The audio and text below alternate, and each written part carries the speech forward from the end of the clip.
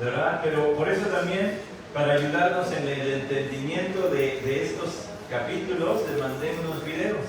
Espero que hayan tenido chance de verlos, ¿verdad? De cómo estaba formado el tabernáculo, las cortinas exteriores que dividían el resto del pueblo, los patios, ¿verdad? El patio de los gentiles, luego el patio de los judíos, de los varones, y luego ya venía el tabernáculo propiamente, la tiendita, ¿verdad? Donde había un lugar santo y el más pequeño hacia el fondo, el lugar santísimo.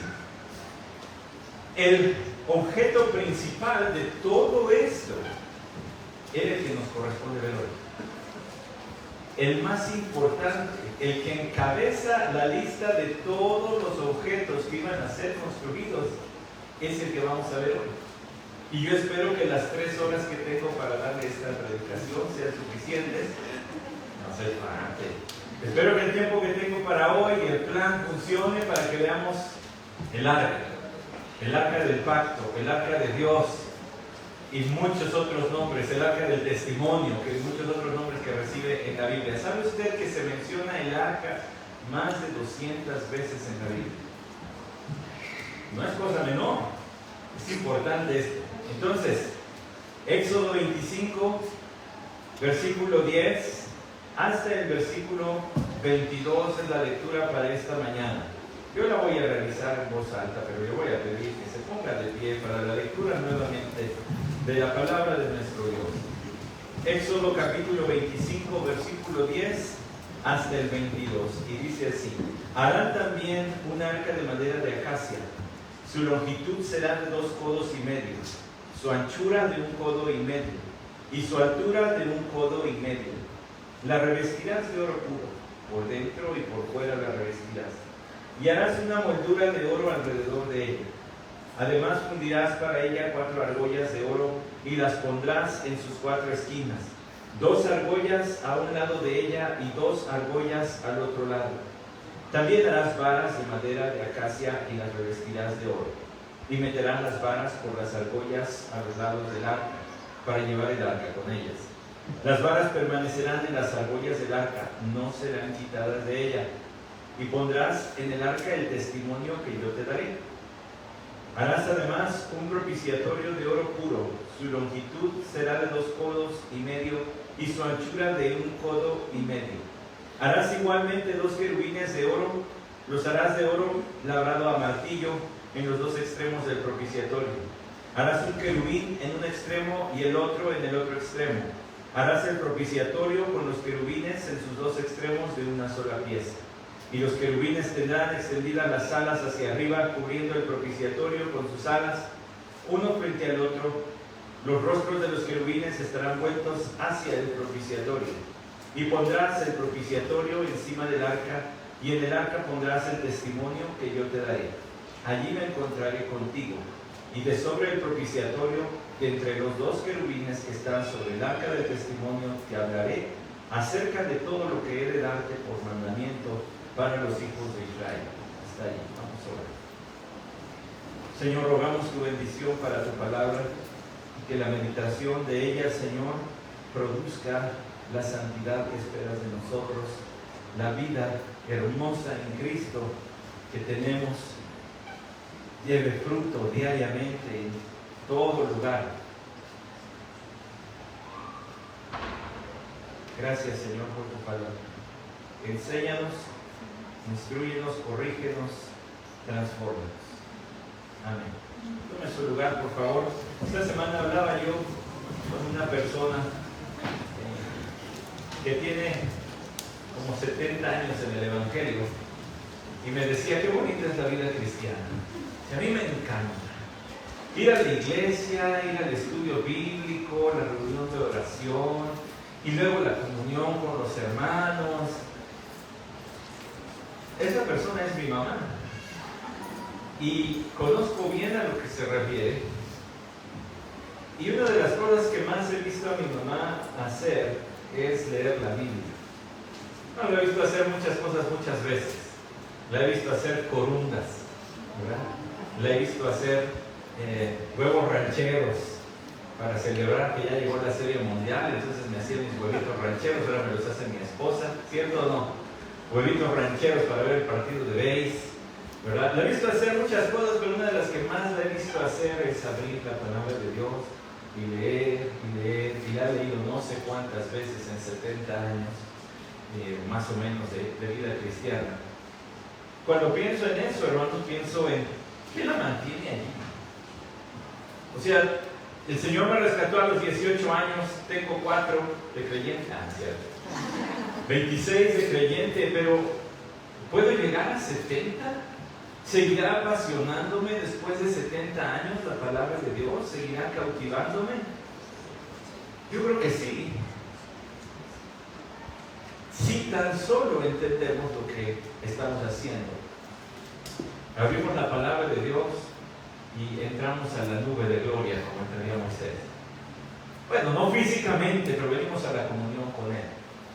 Abrimos la palabra de Dios y empieza a arder la zarza. Se quema. Está la zarza ardiendo aquí. Abrimos la palabra de Dios y venimos al encuentro con nuestro Dios. El versículo 22 de Éxodo 25 dice la primera frase: allí me encontraré contigo. No puedo entender eso. Escapa de mi mente como el Dios verdadero, vivo, eterno, omnipotente, omnisciente, santo, bondadoso, misericordioso, justo, y todas sus demás perfecciones puedan encontrarse con un hombre y no destrozarlo. Pero este texto nos ayuda a entender un poquito por qué y cómo. Porque la semana pasada vimos los primeros versículos del capítulo 25, esta convocatoria a traer la ofrenda para el tabernáculo, ¿verdad? Y a lo mejor usted se quedó picado diciendo: ¿y qué pasó? ¿La trajeron o no la trajeron? Bueno, si usted va al capítulo 35 de Éxodo, vea lo que dicen estos versículos. Capítulo 35, versículo 20. Entonces toda la... Oiga ese concierto. Eso no se oía en nuestros cultos virtuales hace 2 años. Gracias al Señor que estamos aquí ya pasando las páginas. Entonces toda la congregación de los hijos de Israel salió a la presencia de Moisés. Escuche, y todo aquel a quien impuso su corazón y todo aquel a quien movió su espíritu vino y trajo la ofrenda del Señor para la obra de la tienda de reunión, para todo su servicio y para todas las vestiduras santas. Todos aquellos de corazón generoso, tanto hombres como mujeres, vinieron y trajeron broches, pendientes, anillos y brazaletes, toda clase de objetos, cada cual pues presentó una ofrenda de oro al Señor. Y todo aquel que tenía tela azul, púrpura, escarlata y lino fino, pelo de cabra, pieles de carnero teñidas de rojo y pieles de marsopa los trajo. Todo aquel que podía hacer una contribución de plata y bronce trajo la contribución reservada para el Señor, y todo el que tenía madera de acacia para cualquier obra del servicio la trajo, y todas las mujeres hábiles hilaron con sus manos y trajeron lo que habían hilado de tela azul, púrpura, escarlata y lino fino, y todas las mujeres cuyo corazón las llenó de habilidad hilaron pelo de cabra, y los jefes trajeron piedras de ónice y piedras de engaste para el efod y para el pectoral, y las especias y el aceite para el alumbrado, para el aceite de la unción y para el incienso aromático. Los hijos de Israel, todos los hombres y mujeres cuyo corazón los movía a traer algo para toda la obra que el Señor había ordenado por medio de Moisés que se hiciera, trajeron una ofrenda voluntaria al Señor. Escuche, ¿vio cuántas veces se menciona de corazón, de su corazón? Una y otra vez se enfatiza, esto es un tema del corazón. Es una ofrenda voluntaria. Por eso el capítulo 25, versículo 2 dice: todo aquel cuyo corazón le mueva. Todo aquel cuyo corazón le mueva. Era una ofrenda de corazón. No sé cómo se imagine usted. Yo leo esos versículos y me imagino así toda la algarabía, toda la alegría de la gente sacando sus cositas, sus anillos y sus pendientes, y las mujeres hilando. ¿Se las imaginan? Platicando, ¿verdad? En el relajo. Ellas no se han de haber dicho hermanita, como se dicen las hermanas son, ¿verdad? Cuando están haciendo algo, hermanita, pásame esto. Pero ha de haber habido mucha alegría allí. O sea que sí trajeron finalmente. Por supuesto, ya está en esos capítulos el evento con el becerro de oro. Pero de todas maneras sí respondieron a esta ofrenda. Y no solamente eso, lo hicieron de corazón. Y otra cosa que menciona aquí la escritura, ¿verdad? Es que toda la lista que el Señor dio, todo esto lo trajeron, hasta que Moisés tuvo que decirles, ya no traigan más. Ya se les pasó la mano. Tenemos suficiente, ya. Paren. Y es que iban a necesitar mucho, porque cuando usted y yo vayamos recorriendo estos capítulos, veremos que, como usted ya lo notó en los videos que le envié, las paredes del tabernáculo estaban forradas de oro. Las tablas de madera de acacia estaban forradas de oro, se necesitaba mucho. Pero el artículo principal, el que encabeza la lista, es el que está escrito del versículo 10 al 22. Harán también un arca de madera de acacia. Ahora, la palabra que aparece aquí como arca no es la misma que se utilizó para decirle a Noé, hazte un arca. Allá se refería a un barco. Aquí esta arca se refiere a una caja. Quiero decir, pastor, ¿cómo nos vamos a tardar una hora en la predicación, en el instructivo de cómo armar una caja forrada de oro? Bueno, es que es mucho más que una caja, hay mucho más que decir que una caja. Pero la palabra arca bien podría traducirse como un cofre. Eso ya nos queda más claro, ¿verdad? Porque ahí sí van a almacenar algunos objetos preciados. Hazte un cofre de madera de acacia. La madera de acacia, no piense que era una madera antigua que ya no existe y no se puede encontrar. No, sí se encuentra sobre todo en la industria que se dedica a la construcción para los acabados de pisos, por ejemplo. Es una madera sumamente resistente, dura, pero que también no es penetrada por insectos.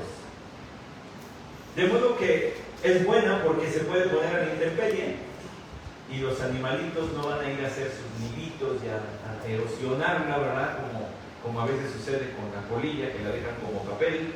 Si una vez ha visto madera polillada, la termina dejando como papel las polillas. A la madera de acacia no le pasa eso. Además, la madera de acacia era también una madera que ellos iban a poder encontrar en lugares desérticos, como donde andaban y como donde habían estado. Quizá algunos ya aportaban madera o algunos tuvieron que ir a cortar, pero ¿por qué? Porque esta madera crece en lugares desérticos porque tiene raíces sumamente profundas. Entonces puede encontrar agua y humedad muy por debajo de la superficie de la tierra.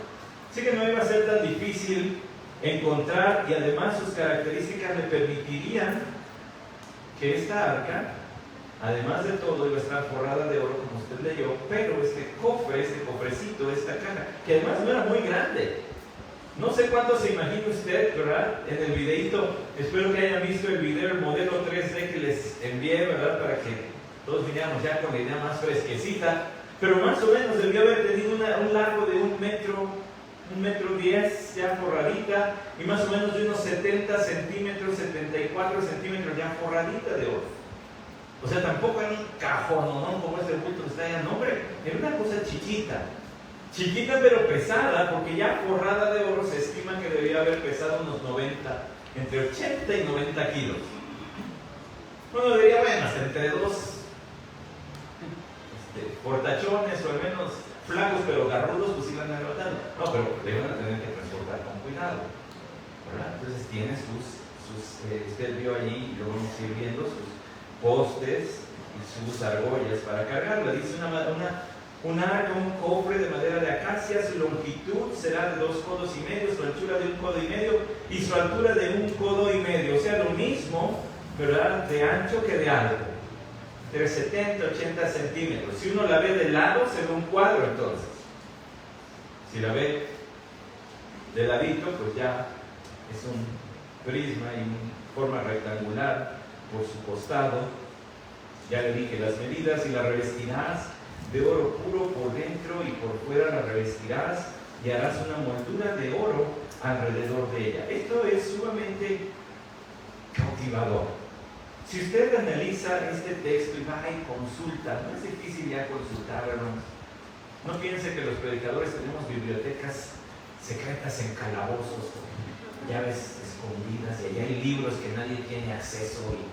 No, vaya y busque información, va a encontrar muchísima información. Bueno, de hecho, hasta tengo un párrafo de unos judíos, ¿verdad? Una página judía hablando del arca, y en un momento más le voy a decir unas palabras que ellos incluyen, pero cuando usted lee esto y va e investiga, encontrará muchas posiciones y opiniones al respecto. Por ejemplo, que la madera cubierta de oro tenía un significado importante, sobre todo en el plan de redención. Gente tan estudiada, versada y también prominente como Charles Spurgeon llegan a opinar que la madera de acacia representa la humanidad de nuestro Señor Jesucristo, y cubierta de oro representa su divinidad. Entonces ahí se funde la humanidad con la divinidad. Y va a decir, ¿y cómo está Cristo aquí? Bueno, espere. Pero para empezar, hay quien opina de esa forma. Cristo está presente en todos lados, pero a mí me parece que eso puede esperar a otras cosas que dice el texto. Debería estar revestida de oro puro, es decir, cubierta. Se elaborarían láminas de oro puro para luego cubrirlas y tal vez soldar allí por encima. Veo difícil, ¿verdad?, que con las temperaturas a las que tendrían que fundir el oro lo hubieran podido vaciar sobre la madera. Más bien me parece que debieron haber hecho láminas y entonces recubrir toda el arca con estas láminas. Y dice allí, y la revestirás de oro puro por dentro y por fuera la revestirás y harás una moldura de oro alrededor de ella. ¿Vieron en el modelito 3D la moldura superior? ¿Verdad? Esta moldura es como una coronita, pues, que va encima, al borde del cofrecito. Además fundirás para ella 4 argollas de oro y las pondrás en sus 4 esquinas. Y esto es para que entraran los postes, 2 de cada lado, 2 argollas, 2 de cada lado, las varas de madera de acacia las revestirás de oro y ahí se tendrían que meter. Usted puede imaginar esto, ya lo ha visto. Y las varas permanecerán en las argollas del arca, no serán quitadas de ella. Y pondrás en el arca el testimonio que yo te daré. Aquí ya no se describe solamente el objeto, aquí se empieza a mencionar la función del objeto. Como le dije, es muy importante que notemos que el primer objeto que se describe y que se ordena su hechura es este cofre. Y empieza a tomar el sabor de por qué. Algo de lo que vas a meter allí, vas a poner el testimonio que yo te daré. ¿No le parece curiosito? ¿Qué se refiere con eso del testimonio? Bueno, usted y yo seguramente ya he escuchado, usted sabe, ¿verdad? Que ahí había algunos objetos. Vaya a Éxodo capítulo 40, versículo 20. Es más, voy a leer desde el 19. Y extendió la tienda sobre el tabernáculo y puso la cubierta de la tienda arriba sobre él, como el Señor había mandado a Moisés. Entonces tomó el testimonio y lo puso en el arca, colocó las varas en el arca y puso el propiciatorio arriba sobre el arca y metió el arca en el tabernáculo y puso un velo por cortina y cubrió el arca del testimonio. Está el testimonio tal como el Señor había mandado a Moisés. Tan importante es este acto que esta arca del pacto también se le llama el arca del testimonio. ¿Qué era el testimonio? Las tablas de la ley. ¿Por qué a las tablas de la ley se les llama el testimonio? Pues que testifica. A quien testifica se le llama testigo, y lo que él dice es su testimonio, que testifican las tablas de la ley. Bueno, tal vez usted, como yo, pueda estar confundido. Yo pensaba que la ley había sido dada por Dios para que el que la cumpliera se salvara. ¿Qué quiere que le haga? Yo nací prácticamente en un templo. Nací un martes y el domingo ya me tenían en un templo. Entonces escuché muchas cosas, pero de niño yo pensaba, o sea que el que cumpla eso ya la hizo. No, la ley no fue dada para que si la cumples te salvas. ¿Por qué? Porque nadie la puede cumplir. La ley fue dada como un espejo para que veamos que efectivamente yo no puedo cumplir la ley de Dios. La ley testifica qué tan santo es Dios.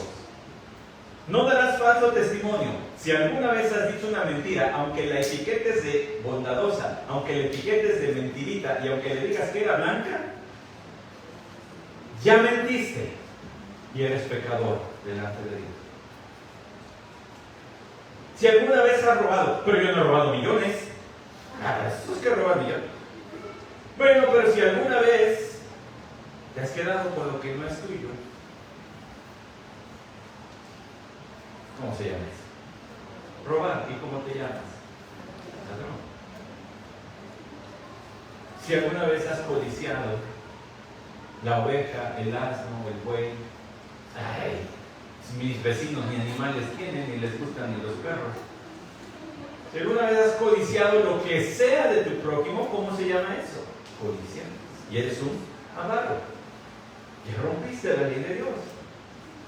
No eres tan santo como Dios. Y quien no sea tan santo como Dios no puede estar en su presencia. No hay componendas, no hay enmiendas, no hay camino alterno. No eres tan santo como Dios, no se puede. La ley fue dada como un testimonio de la santidad de Dios. Había otros objetos allí.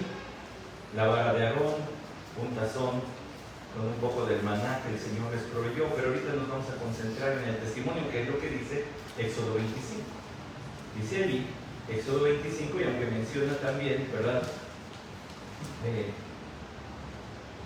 Aunque sabemos de lo demás, no lo vamos a tocar ahorita, sino nos lo vamos a ir reservando. Ahí pondrás el testimonio que yo te daré. El testimonio. Lo que testifica de la santidad de Dios es su ley. Dios le iba a dar a Moisés las tablas de la ley, y estas debían estar ahí. Ahora, las tablas que Dios le dio, Moisés las rompió, ¿verdad? Y luego tuvo que hacer otras. Pero esas iban a estar aquí en esta arca. Allí tendrían que estar. Además, harás un propiciatorio de oro puro.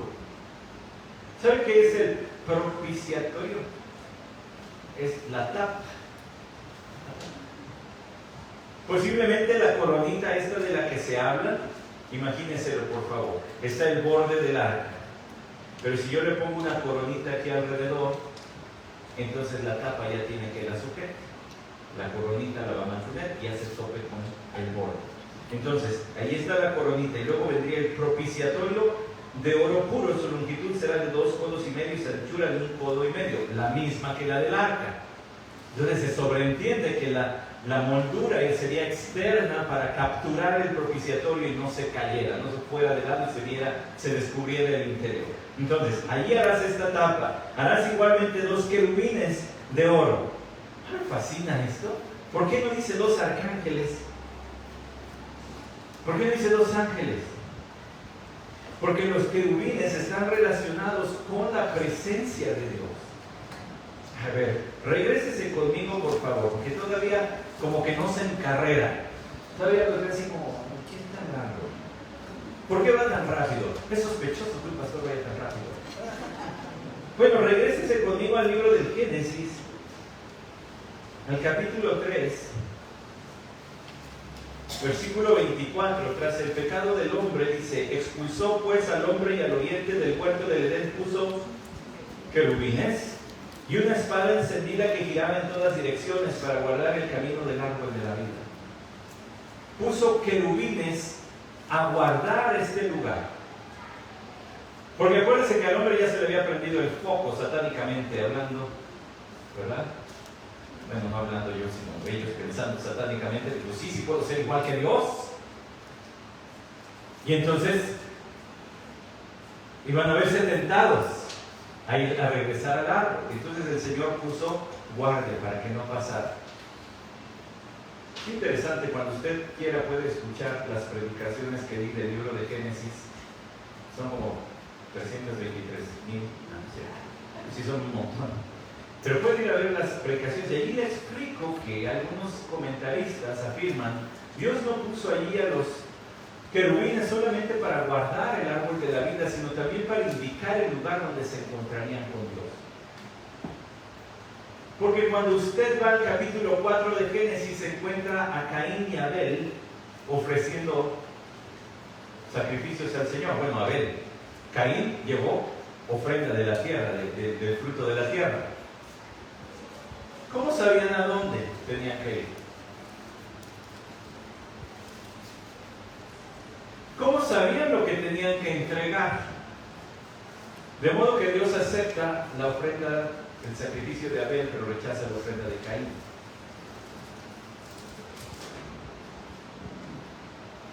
Pues porque sabían dónde estaban los querubines.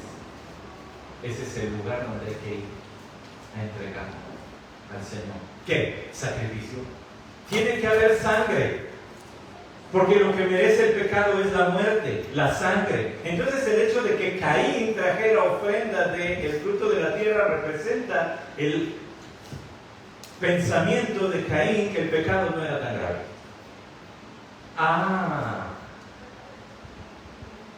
No entendía que su pecado es grave y merece la muerte. Y entonces trae fruto. Entonces no cree que es tan malo. Entonces no acepta la misericordia de Dios. ¿Ya va viendo? Pero los querubines estaban allí para guardar este sitio. Aquellos querubines tenían la posición, el encargo tan profundo de guardar este lugar, pero también de mostrar el lugar donde tenían que acercarse los hombres para encontrarse con Dios. Es importante que nosotros pensemos en esto a la luz de Éxodo capítulo 24, de Éxodo capítulo 25, porque el mandato a Moisés es: y fúndete 2 querubines de oro, como aquellos que estaban en el Edén. Pero si usted y yo solamente pensamos en aquellos querubines como repeliendo a los hombres y no indicando el lugar de encuentro, de sacrificio a Dios, entonces perdemos también un poquito del sentido de Éxodo 28.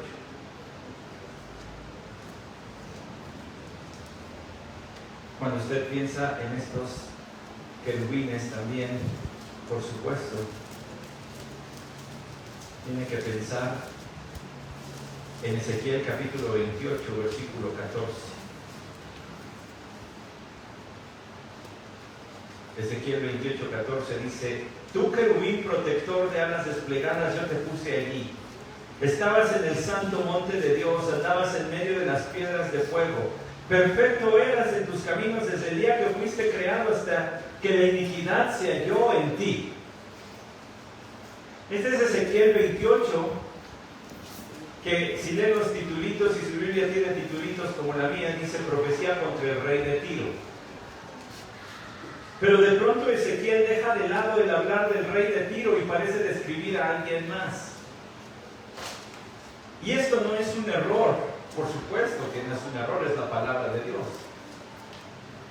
Lo que pasa aquí es que el rey de Tiro se parecía mucho a una persona muy fea. Ayer me dijeron, vieron un video de mi papá y dijeron: ¿te pareces un buen a tu papá? Ay, bendito Dios. Porque este rey de Tiro, ¿a quién crees que se parecía? A Satanás. Aquí se describe a Satanás en el Edén, en el huerto. Estabas en el huerto de Dios. Estoy leyendo Ezequiel 28:13. El rey de Tiro no estuvo en el huerto del Edén. Satanás sí.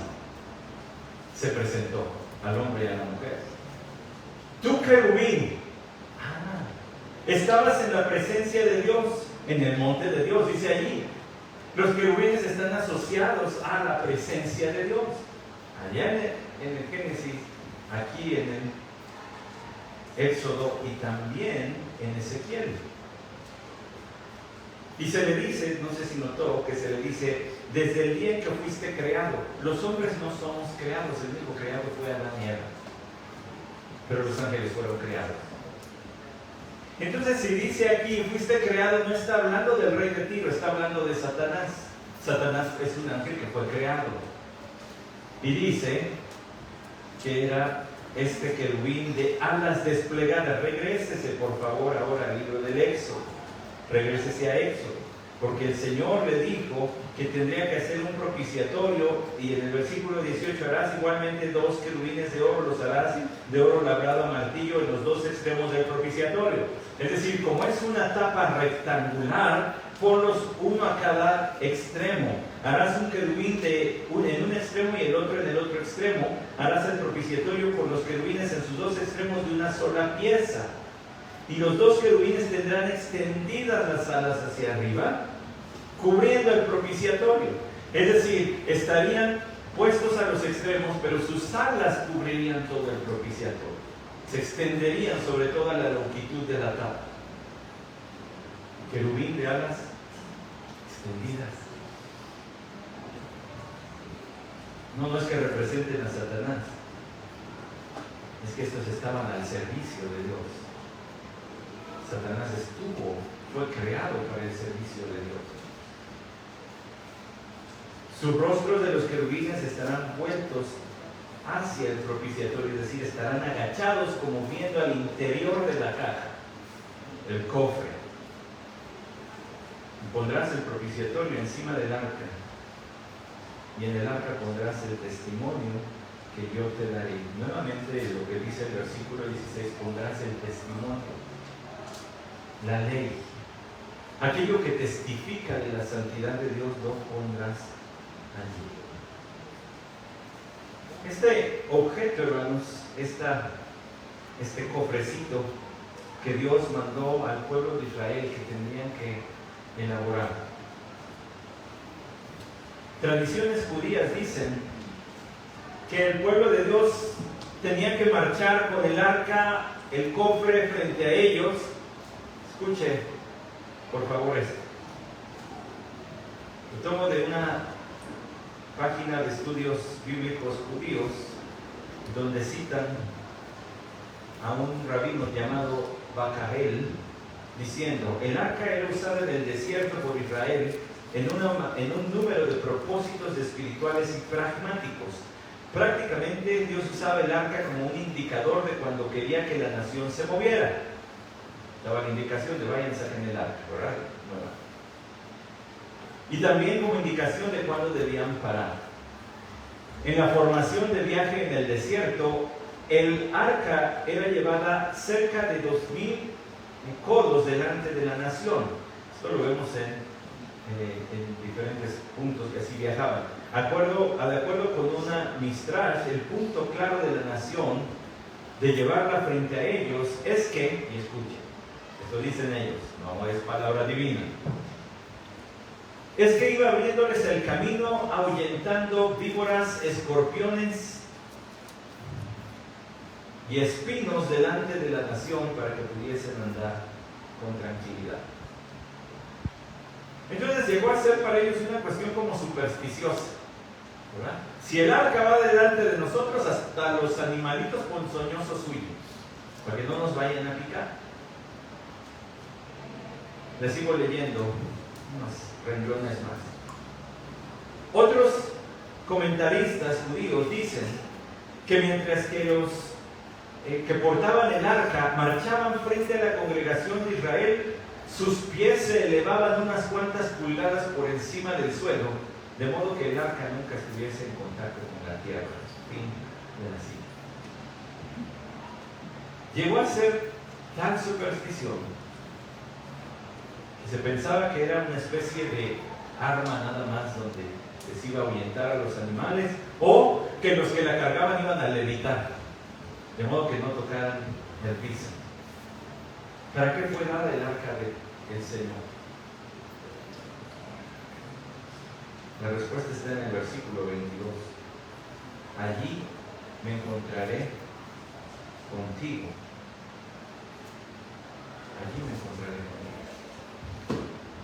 allí manifestaré mi presencia.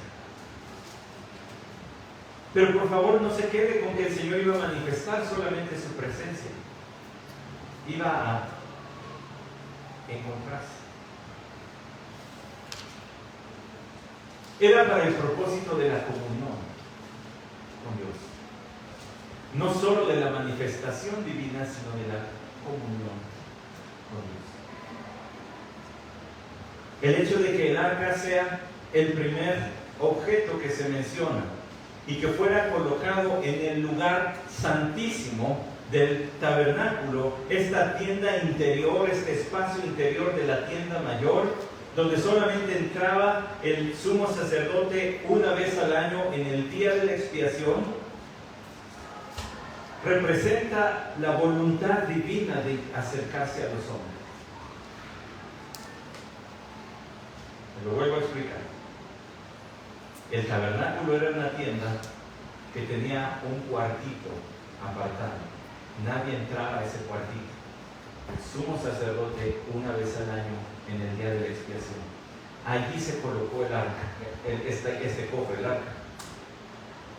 El hecho de que el primer objeto que se le haya descrito a Moisés y ordenado construir esté en el lugar santísimo,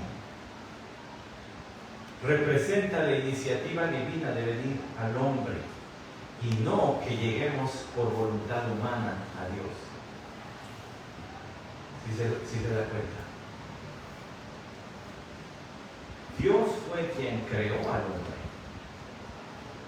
Dios envió a su Hijo Jesucristo. Él siempre ha tomado la iniciativa de acercarse al hombre. El hombre no. ¿Cómo habría de hacerlo? Si no hay bueno, ni siquiera uno. Si no hay quien busque a Dios. Si Dios no busca al hombre, el hombre no va a buscar a Dios. Iba a decir, pastor, pero es que yo en mi testimonio he dicho, pues no sé, de repente mi compañero del trabajo me animaba a que fuera a la iglesia y pues yo fui un día que dije, bueno, ya voy. Pues si usted se acercó a Dios es porque Dios lo acercó. Porque Dios le puso la voluntad y el deseo de ir a conocer de Él. Y allí le rescató como haya sido. Pero la iniciativa siempre viene de Dios. Incluso en el orden en cómo están escritas las cosas, aquí vemos que la iniciativa viene de Dios. Se lo voy a poner en otras palabras que le van a sonar más claritas. La salvación viene de Dios, no del hombre. Él es quien trazó el plan. Él es quien buscó. Él es quien busca al hombre. ¿Se da cuenta? Ahora, regáleme unos minutos más. Yo sé que el calor ya apretó y estamos por mandarle poner este techo retráctil aquí. Corre el aire, porque a ver qué hacemos. ¿Ya? O repartir hojas o que se echen airecito o algo así. Aguántenme, síganme los buenos. Aunque no hay bueno ni siquiera uno, así que es un error teológico del teólogo Roberto Gómez. Allí me encontraré contigo. Y de sobre el propiciatorio, de sobre la tabla dice, de entre los dos querubines, ya lo describimos, que están en el arca del testimonio, te hablaré acerca de todo lo que he de dejarte por mandamiento para los hijos de Israel. El propósito del arca era para la comunión. Era para la comunión. Por supuesto, usted y yo vemos muchas historias. El arca es capturada por los filisteos. Imagínense lo que eso representó para la nación judía. La presencia de nuestro Dios ha sido arrebatada de entre nosotros. Luego David arma los golpes y se recupera el arca y se la traen. Y a uno que no le correspondía cargar, ¿qué hace? La toca y cae muerto. Y eso como que le añade al pensamiento humano, pues es un objeto así medio, ¿no? Superstición y todas esas cosas. Pero no, es la gloria del Señor lo que se iba a manifestar allí. Aquí, desde aquí yo te voy a hablar, desde el propiciatorio. En el día de la expiación, que se describen más adelante todas estas ceremonias, el sumo sacerdote ofrecería sacrificio por sus pecados y luego por el pecado del pueblo. Juntaría toda la sangre del sacrificio en una vasija y subiría, entraría pues al tabernáculo, ofrecería incienso y luego entraría al lugar santísimo.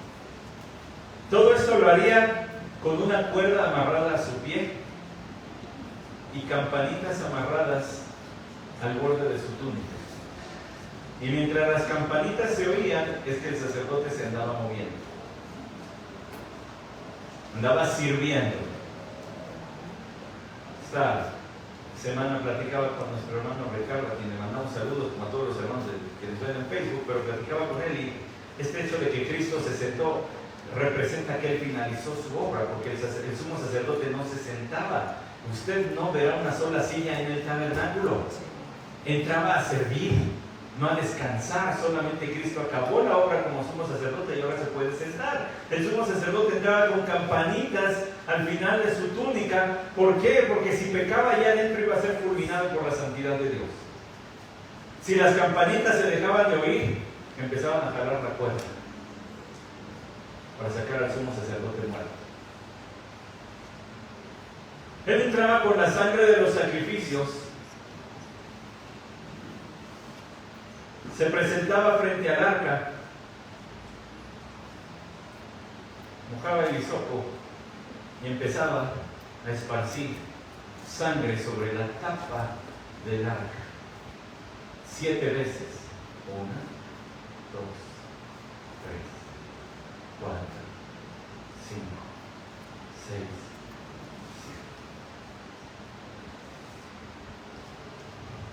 ¿Por qué 7 veces? Para cubrir plenamente el pecado de los hombres, para propiciar la ira de Dios contra el pecado, es decir, apaciguar la ira de Dios contra el pecado. Entonces tendría que venir a poner sobre el sacrificio, a poner la sangre del sacrificio sobre el propiciatorio, sobre la tapa, porque adentro estaba la ley que condena, pero la ley sería cubierta por sangre que sana. Y si ya le agarró la onda, el número 7 representa para los judíos perfección, plenitud. Un solo pecado que quedase pendiente de saldar sería suficiente para condenar. Si Dios hubiera decidido perdonar 99.99999999, que soy de todo 9999 de tus pecados, pero hubiera dejado uno por allí, irías al infierno irremediablemente. Así de santo es Dios, no puede tolerar un solo pecado. Tiene que cubrirse perfectamente el pecado o no hay salvación.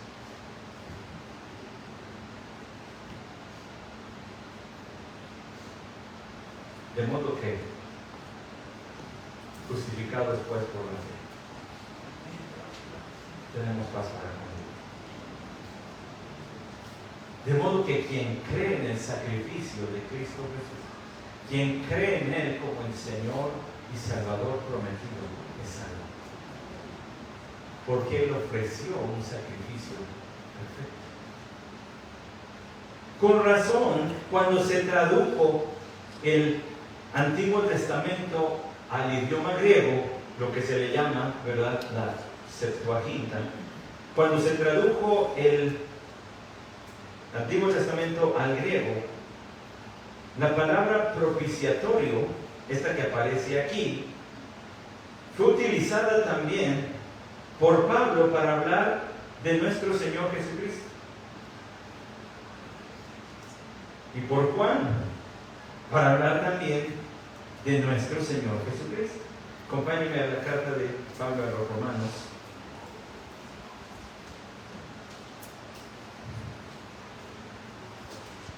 Vayan por favor al capítulo 2 de Romanos.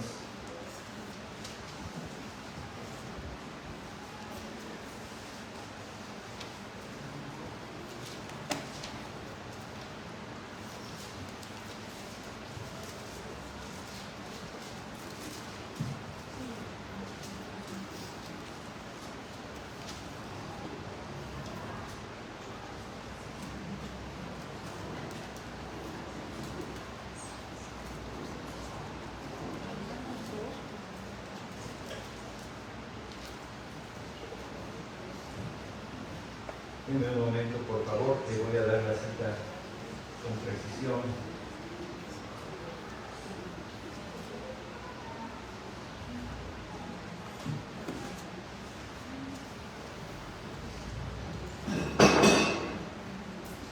Perdón, en Romanos capítulo 3. Con razón se me había desaparecido la palabra. Romanos 3 a partir del versículo 21. Pero ahora, aparte de la ley, la justicia de Dios ha sido manifestada, atestiguada por la ley y los profetas, es decir, la justicia de Dios por medio de la fe en Jesucristo para todos los que creen, porque no hay distinción. Por cuanto todos pecaron y no alcanzan la gloria de Dios, siendo justificados gratuitamente por su gracia, por medio de la redención que es en Cristo Jesús, a quien Dios exhibió públicamente como propiciación por su sangre, a través de la fe como demostración de su justicia, porque en su tolerancia Dios pasó por alto los pecados cometidos anteriormente, para demostrar en este tiempo su justicia, a fin de que Él sea justo y sea el que justifica al que tiene fe en Jesús. Dios pasó por alto en el pasado. No quiere decir que Dios hizo de la vista gorda y dijo, no pasa nada. No, sino que en el pasado Dios tomó todo el castigo de los que merecían los pecados antes de la cruz y los juntó para dejarlos caer sobre Jesús. Entonces los que fueron salvos en el Antiguo Testamento fueron verdaderamente salvos. Sus pecados se les perdonaron. ¿Por qué? Por la fe, no hay de otra. Nadie cumplió la ley, pero por la fe en lo que Dios les dijo fueron salvos, recibieron justicia, comunión con Dios. ¿Y qué pasa con su castigo? Su castigo se aplazó hasta que vino Jesús. Toda la ira acumulada de Dios, desde Adán y Eva hasta la cruz, cayó sobre Jesús. Pero de antemano y anticipadamente Jesús murió por los que estamos después de la cruz, y toda la ira anticipada de nuestros pecados fue traída para volcarla también sobre Jesús en la cruz. De modo que hay un solo Salvador. Notó que dice Pablo allí, Dios lo exhibió públicamente como propiciación por su sangre. Aquí estamos hablando del propiciatorio. Era donde se derramaba la sangre. Pero Jesús no trajo la sangre de un animal, trajo su propia sangre. La misma palabra que se tradujo en Éxodo 25 para hablar de esa etapa es la misma que retomó Pablo para decir, Jesús es esa etapa. Se derramó la sangre. Él es la propiciación. Todos los salvos del Antiguo Testamento vivieron de a crédito. Cuando usted compra algo a crédito, se lo lleva a casa y lo empieza a disfrutar. Ellos vivieron disfrutando algo por lo que todavía no se había pagado. Nosotros vivimos de prepago, de amigo, porque ya se realizó el pago y ahora nosotros lo disfrutamos. Pero todo se concentra en una sola persona, que es Cristo Jesús. Uno solo. ¿Quién es digno de tomar el libro y abrir su sello? Jesús, uno solo, no hay otro. ¿Qué nombre hay bajo el cielo dado a los hombres en el que podamos ser salvos? ¿Qué otro mediador hay entre Dios y los hombres? ¿Qué otro camino? ¿Qué otra verdad? ¿Qué otra vida? No hay nadie, hay uno solo, es la exclusividad de Jesús. Y es en sus términos, es por la fe. Somos salvos por la fe para buenas obras. Las religiones dicen, haces buenas obras para salvarte. Cristo dice, no puedes hacer buenas obras, mejor te salvo y luego las haces. Y así Dios queda como Él, que es justo, es santo, pero también puede ofrecer justificar a los otros. Ahora acompáñenme en la primera carta de Juan, porque él también tomó esa palabra. Estos hombres leían la Biblia, bueno, lo que ellos tenían, sabían, conocían, el Espíritu de Dios les dio ese acervo, y cuando les movió a plasmar la palabra inspirada, utilizaron términos de los que estamos viendo. Primera de Juan, capítulo 2, versículo 1. Hijitos míos, pero espérense, porque el capítulo 1 empieza diciendo, hablando del pecado, ¿no? Y el que dice que no peca es un mentiroso. Pero luego en el versículo 1 del capítulo 2 dice, hijitos míos, os escribo estas cosas para que no pequéis. Y si alguno peca, abogado tenemos para con el Padre, a Jesucristo el justo. Él mismo es la propiciación por nuestros pecados, y no solo por los nuestros, sino también por los del mundo entero. Él es la propiciación. A ver, un segundito, otra vez. ¿Para qué era el arca? Yo ahí me voy a encontrar contigo. Y desde ahí te voy a hablar. ¿Cierto? En Cristo Jesús, la misericordia y la justicia se besaron. La justicia que demanda un castigo y la misericordia de Dios. Sobre él cayó el pecado de todos nosotros, como dice Isaías 53, pero él es la fuente de la misericordia. En Jesús nos encontramos con Dios. Él es la propiciación. Él es quien nos lleva a Dios. ¿No dice la Escritura? El justo por los injustos, ¿para qué? Para llevarnos a Dios. Él es la puerta. Dijo, soy la puerta. ¿Saben cuántas puertas había en el tabernáculo? Nadie. Soy el camino. Nadie viene al Padre si no es uno. Quizá será porque, como Éxodo fue escrito para judíos, la carta a los judíos, eso no está en la Biblia, sí, la de los hebreos son los mismos. No se preocupe, no se me ofusque, son los mismitos. Jesús, como sumo sacerdote, es presentado en la carta a los hebreos. Vaya por favor conmigo a los capítulos 9 y 10, solamente para hacer la lectura de unos versículos. En el capítulo 9, vean conmigo los versículos a partir del 11 ya está el versículo 15. Pero cuando Cristo apareció como sumo sacerdote de los bienes futuros a través de un mayor y más perfecto tabernáculo, no hecho con manos, es decir, no de esta creación, y no por medio de la sangre de machos cabríos y de becerros, sino por medio de su propia sangre, entró al lugar santísimo, como el sumo sacerdote en el día de la expiación, una vez para siempre, habiendo obtenido redención eterna.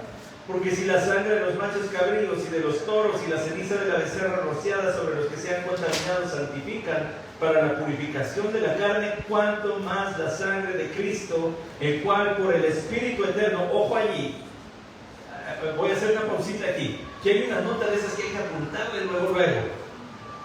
Aquí está diciendo, por el Espíritu Eterno se ofreció, es la ayuda del Espíritu Santo, el Consolador, el Hijo de Dios, quien hizo su obra por el poder del Espíritu de Dios, dice la Escritura también. Pero a veces se nos olvida y lo vemos como independiente, ¿no? Ahí estaba en el Espíritu y el Hijo, ¿no? Descendió visiblemente en forma como de paloma, ¿cierto? Bueno, aquí está otra vez, dice, el cual por el Espíritu Eterno se ofreció a sí mismo sin mancha a Dios, purificará vuestra conciencia de obras muertas para servir al Dios vivo, y por eso es el mediador de un nuevo pacto, a fin de que, habiendo tenido lugar la muerte para la redención de las transgresiones que se cometieron bajo el primer pacto, los que han sido llamados reciban la promesa de la herencia eterna. Jesús no entró con la sangre de un animal, entró con su propia sangre para decir: aquí está. Y no necesitó esparcir 7 veces, con un sacrificio cubrió plenamente todos nuestros pecados. Esta semana cumplí 26 años de que el Señor me salvó. Andaba yo pensando, es posible, por la cantidad de años, no porque no haya, por la gracia de Dios, fruto de salvación en mí.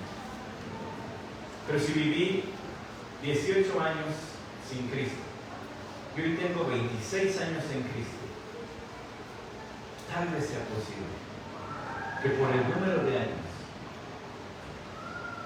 no porque no esté Cristo en mí, no se espante, pero por el número de años haya cometido ya más pecados de este lado que del otro. Y la gracia no se acaba. No se acaba. ¿Puede creer? Hace rato, en nuestra reunión de comunión, porque tuvimos nuestra semana de comunión, el último equipo, creo que fuimos. No sé, pero nos decidimos apodar veladores. Tenemos semana de comunión como de veladores, desayunando con sueños y todo eso. Algunos hermanos dieron testimonio de más de 30 años en Cristo. Gloria al Señor. Pero cuánta gracia. ¿No le dije hace rato de mi mamá? Como 70 años en Cristo. Pues que me disculpe mi mamita que luego nos ve en las tardes, pero pues a mí se me hace que más pecados ha cometido de este lado que de aquí. Después de Cristo que antes de Cristo, nada más por el número de años que tiene de vida. Y la gracia no se acaba. Y si Cristo hubiese dejado escapar uno solo de esos pecados, te irías derechito al infierno. Pero hizo un sacrificio perfecto. Cubrió todo. Ahí donde estaba guardada la ley, ahí quedó cubierto de sangre a tu favor. La iglesia. Versículo 4 del capítulo 10, porque es imposible que la sangre de todos, está diciendo que se tenían que sacrificar cada año los animalitos, dice, porque es imposible que la sangre de toros y de machos cabríos quite los pecados, por lo cual al entrar en el mundo, dice, sacrificio y ofrenda no has querido, pero un cuerpo me has preparado para mí.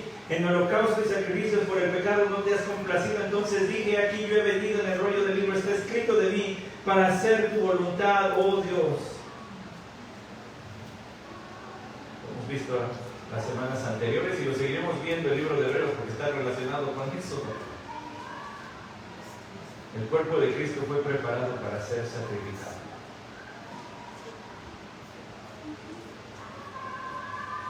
Y allí en el lugar donde la presencia de Dios se manifestaría, la misericordia se manifestaría. A ver, se lo voy a volver a decir. Allí en el lugar que Dios escogió, que su presencia se manifestaría, su misericordia se manifestaría. El recordatorio perpetuo de su presencia era un recordatorio perpetuo de su misericordia. Y los hombres podemos desfigurar a Dios y hacer más énfasis en un atributo que en otro. Y debemos tener cuidado de no desconocer los otros atributos de nuestro Dios. Pero en este texto es clarito que donde Dios está, hay misericordia. Hay misericordia para el pecador arrepentido. Hay misericordia para el soldado de Cristo que viene con la armadura ya cascada y media rota, que se ha enredado en los negocios de la vida y ha dejado de satisfacer a aquel que lo reclutó como soldado. Hay misericordia para el Hijo de Dios, que las cuestiones diarias de la vida lo han trapeado, pero que se da cuenta que necesita volver a Cristo. Hay tanta misericordia que el pecador viene por primera vez y el santo viene por enésima vez a recibir misericordia. Hay tanta misericordia en la presencia de Dios que al estar en nosotros nos hace un pueblo misericordioso y no indiferente a la necesidad humana, ni la espiritual ni la física, y mucho menos indiferente a la necesidad de la familia de la fe. Porque ahí donde está el Señor, en la presencia de Dios hay misericordia. Por eso iba en primer lugar. Este pueblo iba a necesitar mucho acordarse de la misericordia de Dios. Fueron testarudos, obstinados, cabeza dura, duros de cerviz, pues, igualitos que nosotros. Iban a necesitar acordarse tanto como usted y yo de la misericordia. Pues ya que le recordó acerca de ese día. Oramos.